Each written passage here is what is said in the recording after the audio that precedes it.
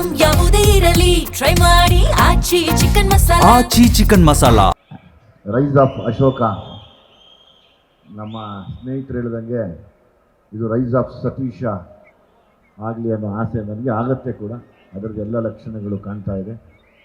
ನಮ್ಮ ಕನ್ನಡದವ್ರು ನಾವು ಯಾರಿಗೂ ಏನು ಕಡಿಮೆ ಇಲ್ಲ ಅನ್ನೋದಕ್ಕೆ ಇವತ್ತು ನಮ್ಮ ಕನ್ನಡಿಗ ಈ ಸಿನಿಮಾನ ತೆಲುಗು ಮತ್ತು ತಮಿಳಲ್ಲೂ ಕೂಡ ಹೋಗಿ ನಿಂತು ರಿಲೀಸ್ ಮಾಡ್ತಾ ಇರೋದು ಇಡೀ ಕನ್ನಡಿಗರಿಗೆ ಹೆಮ್ಮೆ. ನಾನೊಬ್ಬ ಕನ್ನಡಿಗನಾಗಿ ತುಂಬ ಹೆಮ್ಮೆ ಪಡ್ತೇನೆ. Thank you sir. ನಮ್ಮ ಕನ್ನಡ, ನಾನು ಯಾವತ್ತೋ ಒಂದು ಸತಿ ಹೇಳಿದ್ದೆ, ಕನ್ನಡಿಗರಂದರೆ ತಮಾಷೆ ಅನ್ಕೋಬೇಡಿ, ಕನ್ನಡಿಗರನ್ನ ಅಲ್ಗಳಿಬೇಡಿ ಅಂತ. ಕನ್ನಡಿಗರು ಯಾವುದಕ್ಕೂ ಕಡಿಮೆ ಇದೆ ಅಂತ ಮತ್ತೆ ಮತ್ತೆ ತೋರಿಸ್ತಾನೆ ಇದ್ದೀವಿ. ಸೊ ಹಂಗಾಗಿ ನನಗೆ ಅದ್ರ ಬಗ್ಗೆ ತುಂಬ ಖುಷಿ ಇದೆ. ಸತೀಶ್ನ ನಾನು ಯಾಕೆ ತುಂಬ ಇಷ್ಟಪಡ್ತೀನಿ ಅಂದರೆ, ನಮ್ಮಂಗೆ ತುಂಬ ಕಷ್ಟಪಟ್ಟು ಜೀವನದಲ್ಲಿ ತುಂಬ ನೊಂದು ನಾವೆಲ್ಲ ನಿಮಗೆ ಈ ಥರ ಕಾಣಿಸ್ತಿರ್ತೀವಿ, ಬಟ್ ಒಳಗಡೆ ತುಂಬ ನೊಂದಿರ್ತೀವಿ. ಪ್ರತಿ ಸರಿ ನಾವು ಮಾತಾಡೋವಾಗಲೂ ಒಂದು ಒಳ್ಳೆ ವಿಷಯನ ಇಟ್ಕೊಂಡು ಮಾತಾಡ್ತಾ ಇರ್ತೀವಿ, ಆದರೆ ಒಳಗಡೆ ತುಂಬ ನೋವಲ್ಲಿ ಇರ್ತೀವಿ. ಸತೀಶ್ ಮಾತಾಡುವಾಗ ಗೊತ್ತಾಗ್ತಾ ಇತ್ತು ಆ ಜೋಶು, ಆ ಹಠ, ನಾನು ಸಾಧನೆ ಮಾಡಬೇಕು ಮತ್ತು ನಮ್ಮ ಕನ್ನಡಿಗರಿಗೆ ನಾನೊಬ್ಬ ಕನ್ನಡಿಗನಾಗ ಒಂದು ಒಳ್ಳೆ ಸಿನಿಮಾ ಕೊಡಬೇಕು ಅನ್ನೋದು ಅದು ಯಾವಾಗಲೂ ನಮ್ಮಲ್ಲಿ ಆ ತುಡಿತ ಇದ್ದೇ ಇದೆ. ಹಾಗಾಗಿ ನಾನು ಇಡೀ ಆ ಟ್ರೈಲರ್ನ ನೋಡಿದಾಗ ನನಗೆ ಅಂದೇ ನಾನು ಖುಷಿ ಆಯಿತು. ಅಂದರೆ ಎಸ್, ಒಂದು ಒಳ್ಳೆ ಸಬ್ಜೆಕ್ಟ್ನ ಮತ್ತೆ ತರ್ತಾ ಇದ್ದೀವಿ. ಯಾವಾಗಲೂ ಬೇರೆ ಬೇರೆ ಭಾಷೆಗಳಿಗೆ ಹೋಲಿಸಿ ಅದರಲ್ಲಿ ಆ ಥರ ಸಬ್ಜೆಕ್ಟ್ ಬಂತು, ಇದರಲ್ಲಿ ಈ ಥರ ಸಬ್ಜೆಕ್ಟ್ ಬಂತು ಅನ್ನೋ ಟೈಮಲ್ಲಿ ಒಳ್ಳೆ ಸಬ್ಜೆಕ್ಟ್ಗಳು ರೈಸ್ ಆಗ್ತಾ ಇದೆ ಅನ್ನೋ ಖುಷಿ ನನಗೆ ತುಂಬ ನನಗೆ ಮನಸ್ಸಿಗೆ ಖುಷಿ ಕೊಡ್ತಿದೆ, ನೆಮ್ಮದಿ ಆಗ್ತಾ ಇದೆ. ಇಡೀ ಇದೊಂದು ರೈಸ್ ಆಫ್ ಅಶೋಕ ಅನ್ನೋಕ್ಕಿಂತ rise of Satish and team ಅಂತ ಆಗಲಿ, ಇವರೆಲ್ಲ ಸೇರಿ ಒಂದು ದೊಡ್ಡ ಮಟ್ಟಕ್ಕೆ ನಿಂತ್ಕೊಳ್ಳಿ ಅನ್ನೋ ಆಸೆ ನನಗಿದೆ. As it is music director ಇಲ್ಲೇ ಪ್ರೂವ್ ಮಾಡಿಬಿಟ್ಟಿದ್ದಾರೆ. ಸೊ ಹಂಗಾಗಿ ಡೈರೆಕ್ಟರ್ ಆತ್ಮಕ್ಕೆ ಶಾಂತಿ ಕೋರ್ತಾ ಮಾಡಿದಂಥ ಎಲ್ಲ ಕಲಾವಿದರು, ನಮ್ಮ ಸಂಪತ್ ಆಗ್ಬೋದು, ಶೆಟ್ಟಿ ಆಗ್ಬೋದು, ಡ್ರ್ಯಾಗನ್ ಆಗ್ಬೋದು, ಇವರೆಲ್ಲ ಏನು ಆ್ಯಕ್ಟ್ ಮಾಡಿದ್ರೆ ನಿಮಗೆಲ್ಲ ಒಬ್ಬರು ಫೈಟ್ರು. ನಮ್ಮ ಸಪ್ತಮಿ ಗೌಡ ಸೋಲೋ ಫೈಟ್ರು. ನಾನು ಅವ್ರ ಡೈಲಾಗ್ನ ತುಂಬ ಇಷ್ಟಪಡ್ತೀನಿ.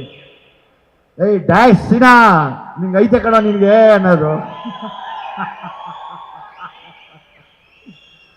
ನನಗೆ ನಿಮ್ಮ ಮನೆ ಋಣ ಹೆಂಗಿದೆ ಅಂದರೆ, ಉಮೇಶ್ ಅಣ್ಣನ ಪಾತ್ರನೇ ಕಿಶೋರ್ ಅವ್ರು ಮಾಡಿದ್ದು ದುನಿಯಲ್ಲಿ, ಅದು ಯಾರಿಗೂ ಗೊತ್ತಿಲ್ಲ. ಇವತ್ತು ಅದನ್ನು ಹೇಳ್ತೀನಿ. ಹಂಗಾಗಿ ನಮ್ಮ ದುನಿಯಾನ ನಿಂತ್ಕೋಬೇಕಾದ್ರೆ ಕಿಶೋರ್ ಸರ್ ಮಾಡಿದ ಪಾತ್ರ ಉಮೇಶ್ ಅಣ್ಣನ ಪಾತ್ರನೇ. ಅವ್ರು ಅವತ್ತಿಗೂ ಸೂಪರ್ ಕಾಪು, ಯಾವತ್ತಿದ್ರು ಸೂಪರ್ ಕಾಪು. ಅವರು ಒಂಥರ ಸಿಂಹ ಸ್ವಪ್ನ ಇದ್ದಂಗೆ. ಕೆಲವರಿಗೆಲ್ಲ ಅವ್ರು ಹೆಸರು ಹೇಳಿದ್ರೆ ಎರಡು ಕಡೆನೂ ತಿರುವು ಹಾಕ್ಕೊಂಡು ಆ ಕಡೆ ತಿರ್ಕೊಂಡು ಮಲ್ಕೊಂಡಂತ ಇವತ್ತು ಎಷ್ಟೋ ಜನ ಇದ್ದಾರೆ. ಸೊ ಹಂಗಾಗಿ ನೀವು ನಮಗೆ ಅವತ್ತು ನಿಮ್ಮ ಪಾತ್ರನ ನಮ್ಮ ಸಿನಿಮಾಲ್ಲಿ ತಂದು ನೀವು ಕೊಟ್ಟಂಥ ಕೆಲವು ಹಿಂಟ್ಸ್ನ ಇಟ್ಕೊಂಡು ನಾವು ಸಿನಿಮಾ ಮಾಡಿದ್ವಿ. ಹಾಗೆ ನಾವು ನಿಮ್ಮ ಋಣ ತೀರ್ಸೋಕ್ಕಾಗಲ್ಲ. ಆದರೆ ನಿಮ್ಮ ಮಗು ಜೊತೆ ಒಂದ್ಸರಿ ಆ್ಯಕ್ಟ್ ಮಾಡೋಕ್ಕೆ ನಾನು ಇಷ್ಟಪಡ್ತೀನಿ. ಯಾವತ್ತಾದರೂ ಒಂದು ಒಳ್ಳೆ ಕತೆ ಮಾಡಿದಾಗ ಖಂಡಿತವಾಗ್ಲೂ ನಾನು ಕೇಳ್ತೀನಮ್ಮ, ನನಗೆ ನೀನು ನಮ್ಮ ಥರ ಸ್ಟೈಲ್ ಹೀರೋಯಿನ್, ನೀನು ಡ್ಯಾಶ್ ಡ್ಯಾಶ್ ಡ್ಯಾಶ್ ಡ್ಯಾಶ್ ಡೈರೆಕ್ಟಾಗಿ ಹೊಡೆದೇ ಬಿಡೋದೆ ಆ ಕಡೆ. ಗೊತ್ತಲ್ಲ ಸಪ್ತಮಿ ಗೌಡ ಡೈಲಾಗು, ಏ ಡ್ಯಾಶ್ ಸಿನಾ ಗೊತ್ತಲ್ಲ ನಿಂಗೆ ಅಂತ. ಹಂಗೆ ಖುಷಿ ಅನ್ಸುತ್ತೆ ನನಗೆ. ಸೊ ಹಂಗಾಗಿ ಡೆಫಿನೆಟ್ಲಿ ನಾನೊಂದು ಒಟ್ಟಿಗೆ ಆ್ಯಕ್ಟ್ ಮಾಡೋಣ ಕಣಮ್ಮ, ನನಗೆ ತುಂಬ ಗೌರವ ಇದೆ. ಆಮೇಲೆ ಇನ್ನೊಂದು ಆ್ಯಕ್ಚುಲಿ ಇವರ ಲೇಡಿ ರ್ಯಾಂಬೋ ಇವಾಗ ಇಂಡಸ್ಟ್ರಿಯಲ್ಲಿ, ಅಂದರೆ ಫಿಟ್ನೆಸ್ಸಲ್ಲಿ ನಾನೆಲ್ಲ ನೋಡ್ತಿರ್ತೀನಿ. ಲೈಕ್ ನಿನ್ನ ಡೆಡಿಕೇಶನ್ನು ಅಥವಾ ನಿನ್ನ ಸೀರಿಯಸ್ನೆಸ್ ಎಲ್ಲ ನೋಡಿ ನನಗೆ ತುಂಬ ಖುಷಿ ಅನಿಸುತ್ತೆ. ಒಬ್ಬ ನಟಿಗೆ ಬೇಕಾಗಿರುವಂಥ ಎಲ್ಲ ಶ್ರದ್ಧೆ ಮತ್ತು ಅದರದ್ದು ಗಮನ, ಅಂದರೆ ನಾನು ಹೆಂಗಿರಬೇಕು ಅನ್ನೋದನ್ನು ಯಾವಾಗಲೂ ನಾನು ವಾಚ್ ಮಾಡ್ತಿರ್ತೀನಿ ಫೋನಲ್ಲಿ. ಸೊ ಹಂಗಾಗಿ ಇದು ಹಂಗೆ ಕಂಟಿನ್ಯೂ ಆಗಲಿ. Like again you will become a super star one day, don't worry. ಹಾಗೇ ಆಗುತ್ತೆ. ಅದು ಆ ಕಾಲ ಹತ್ರ ಬರ್ತಾ ಇದೆ ಅಂದ್ಕೊಳ್ಳೋಣ. ಯಾವಾಗಲೂ ಒಳ್ಳೆಯದೇ ಬಯಸೋಣ, ಒಳ್ಳೆಯದನ್ನು ಅಂದ್ಕೊಳ್ತಾ ಇರೋಣ, ಎಲ್ಲ ಒಳ್ಳೆಯದೇ ಆಗುತ್ತೆ. ನನಗೆ ನಿಮ್ಮ ತಂದೆಯವ್ರ ಮೇಲಿರುವಂಥ ಅದೊಂದು ದೊಡ್ಡ ಋಣ. ಗೊತ್ತಿಲ್ಲ, ಒಂದು ದಿವಸ ನಿಮ್ಮದು ಒಂದು ಕತೆ ಮಾಡಬೇಕು ಅಂತ ಆಸೆ ನನಗೆ. ನಾವು ನಿಮ್ಮ ಮನೆಗೆ ಬರ್ತೀವಿ, ಒಂಚೂರೆಲ್ಲ ಒಂದಷ್ಟು ಹಿಂಟ್ಸ್ ಕೊಡಿ. ಕಟಿಂಗ್ ಪ್ಲೇ ಹಿಡ್ಕೊಂಡು ಅಲ್ಲಿ ಕಿತ್ತಾಗ್ತಾ ಇದ್ದಿದ್ದು, ಬೂಟ್ ಕಾಲಲ್ಲಿ ಬಂದ್ಬಿಡ್ತೀನಿ ಮಕ್ಕಳ ಅಂತ ಇದ್ದಿದ್ದು, ಅದೆಲ್ಲ ನಾವು ನೋಡ್ತಿದ್ದೀವಿ. ಅದೇನೋ ಹೆಸರಿಟ್ಟಿದ್ರೆ ಅದಕ್ಕೆ ಆಪ್ರೇಷನ್ ಅದೇನೋ ಇಟ್ಕೊಂಡಿದ್ರು, ಅದೇನೋ ಮರ್ತೋಗಿದ್ರೆ. ತುಂಬ ಚೆನ್ನಾಗಿದೆ ಅದು. ಸೊ ಹಂಗಾಗಿ ನಾವು ಬರ್ತೀವಿ, ನಾವು ಬಂದು ನಿಮ್ಮ ಹತ್ರ ಮಾತಾಡ್ತೀನಿ.